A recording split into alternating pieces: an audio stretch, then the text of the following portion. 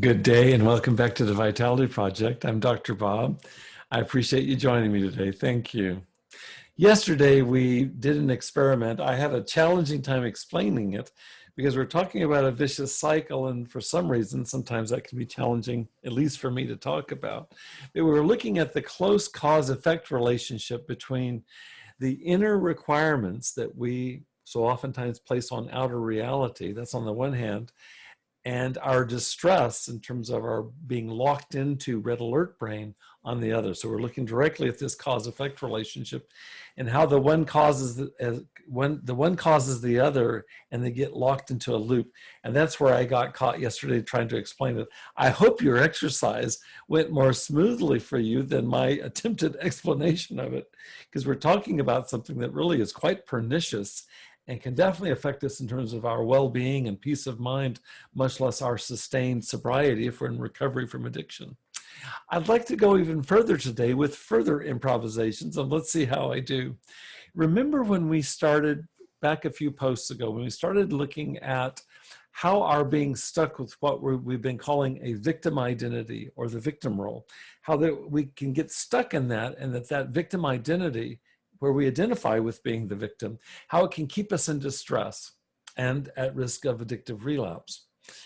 We've also been looking at or comparing or contrasting that with our ability, if we're able to grieve with acceptance, how that can free us to be actually more resilient and resourceful, as well as protecting our sobriety.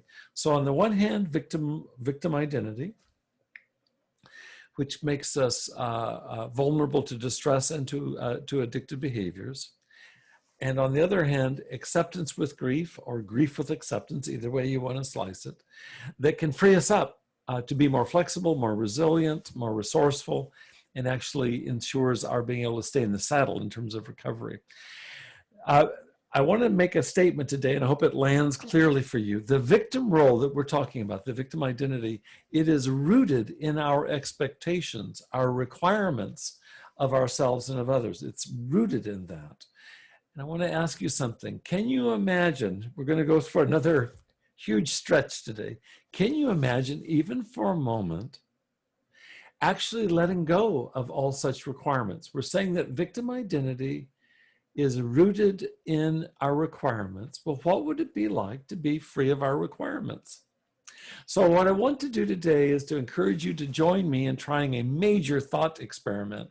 You thought yesterday's experience was a stretch. Well, today opens the door wide open. What I want you to do in the middle of a sheet of paper is draw an oval, and inside that oval write this: what will happen if I let go? What will happen if I let go of all my requirements for my world? Of all my requirements for my world.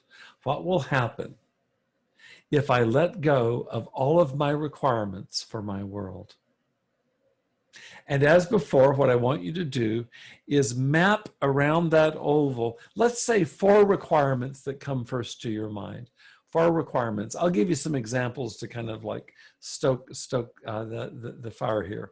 For example, here's a requirement. People shouldn't tell me what to do.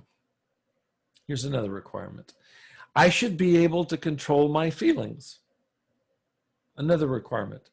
I shouldn't have to do work that is beneath me. Another requirement.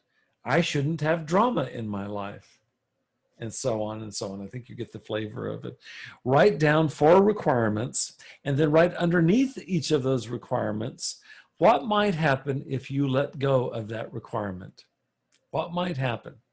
So if I go back to the examples I just gave you, people shouldn't tell me what to do. Well, what might happen might be I'll get bossed around by others. Then I'd write that down. I should be able to control my feelings. Well, maybe if I wasn't able to control my feelings, I'd be a basket case. How about I shouldn't have to do work that is beneath me? Well, if I eliminated that requirement, maybe I'd get stuck doing only menial tasks that I hate. How about another requirement? I shouldn't have drama in my life. And if I let go of that requirement, what about this? Maybe I'll be stuck being alone. Maybe I have to endure drama. And now what I want you to do with what you've looked at is what the world would look like if you let go of all your requirements.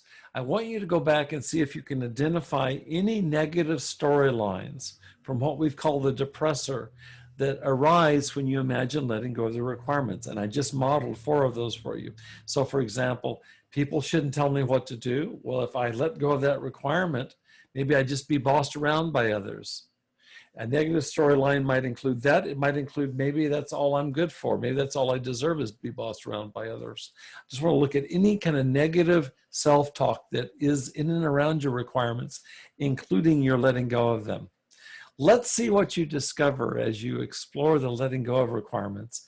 And we'll be back tomorrow to pursue this topic even further.